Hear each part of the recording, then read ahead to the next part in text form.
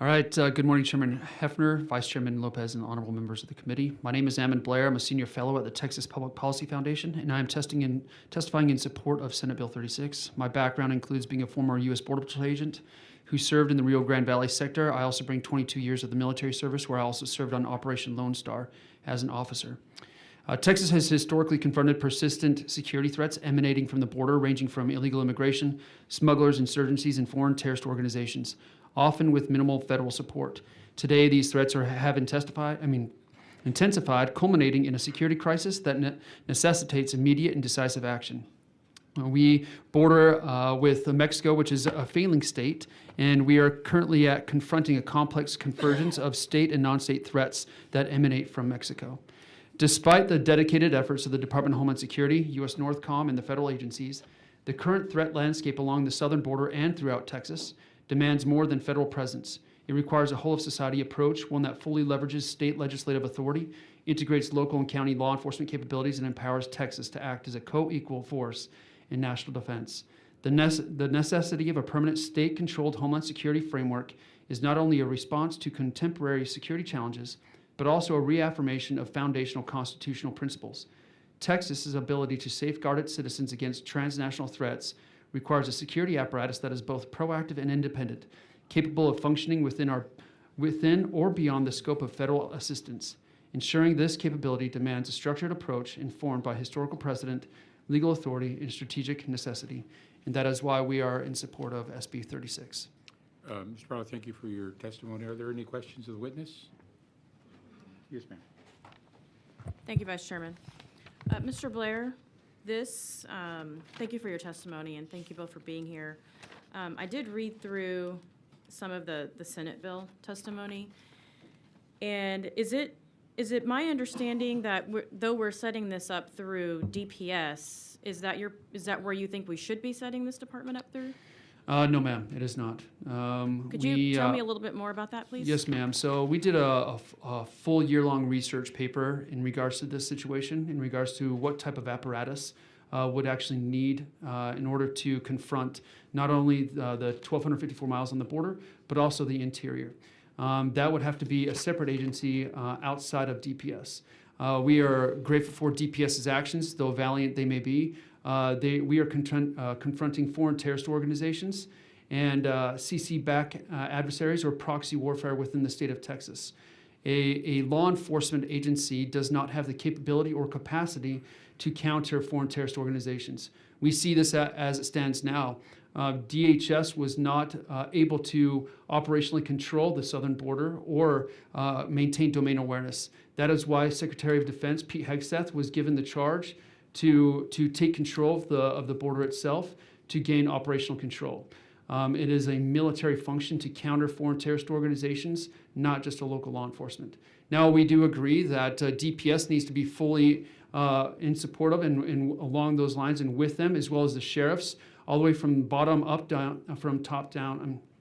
And so because of that, just like whenever you're dealing with a foreign terrorist organization like in Afghanistan, where it's a foreign internal defense, you wouldn't have a state or a law enforcement agency conduct or coordinate efforts to counter the Taliban.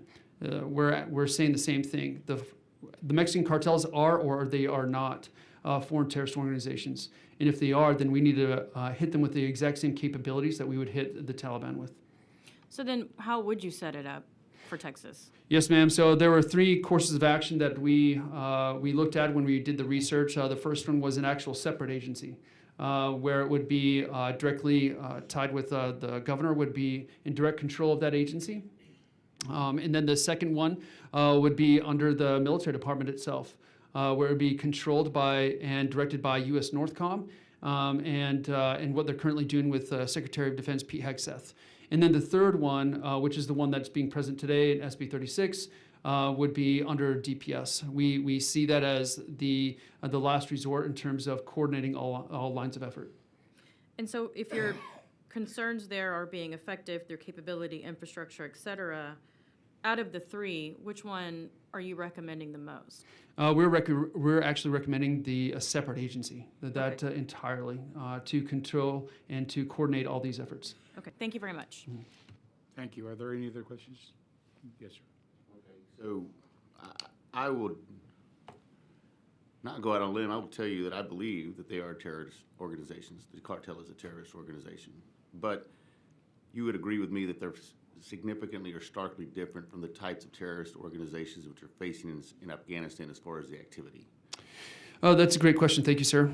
So the Mexican cartels operate differently, yes, than they do even in Mexico. As you look at Mexico, you're going to see the hyperviolence. It's scheduled like a Geneva III Convention on non-interstate conflict, right? However, inside the United States, they run by proxy. They conduct proxy warfare, just like the CCP does with their proxies inside the United States. So they use intermediaries, subcontractors, and contractors inside the United States while they're controlling it all in Mexico. So the cartels are actually larger than the Taliban. The cartels are in over 60 countries. The U.S. is not the only country. And so they do operate differently in the United States based off of how we also counter. Just like what the Colonel said earlier, that the Mexican cartels, they're really, they limit themselves on the type of violent action that they have because they don't want the full force of the U.S. NORTHCOM to go against them. Gotcha. So the reason I bring that up is because the tactical experience that DPS has, having confronted them for decades on the front border, I don't believe there's any law enforcement agency that has more experience with this particular type of terrorist organization. And so I understand that your position is this needs to be a separate deal and that your analysis is, but I think that there has to be a great weight placed on the amount of time, effort, energy, and experience that DPS already has. They know the ins and the outs. They know the border and have been there. As long as I've been in the legislature, we've been spending billions of dollars. There's no one that knows the nooks and crannies and where they're moving better than DPS. And so I think that no matter how you slice it, DPS has to be at the helm of this ship, no matter how you organize it. But I appreciate your testimony. Thank you, sir. Thank you. Sheriff Lauterbach? Morning, sir. I appreciate your coming to testify about this. But for the next 3.5 years, the border obviously is going to be in good shape. And short of this legislative session, that's just not capable of putting up another agency. So really, in the overall scheme of things, when we look at this, who has the resources, who's got statewide coverage, whose ability to stand in, work with the federal partners on a daily basis, work with local, federal, that should be the state. So right now, the best look that we could possibly get, realistically, is state Homeland Security. Yes, sir, we agree. That's why we are in support of SB 36. We are 100% backing SB 36. We just state that there are better ways and means to conduct counter-terrorism within the state itself. We 100%, Representative Canales, we 100% agree that the DPS troopers have been on the ground fighting the cartels for a long time, just like local law enforcement in Afghanistan, just like the military there. Whenever you do foreign internal defense with the military, that's who you work through and with. You work through and with the local law enforcement because that's where they know where it is, whether that's also mass deportations, whether that is going to be counter-cartel operations, counter-CCP.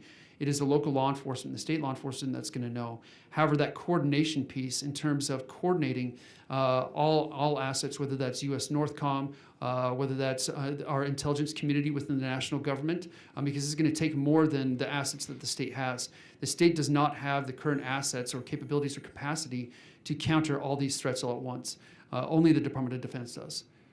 Working as a unified front with federal, state, and local has always been the answer here. Mm-hmm. So having set this up internally with DPS, I think is a great move. Thank you for your testimony. Thank you, sir. Thank you.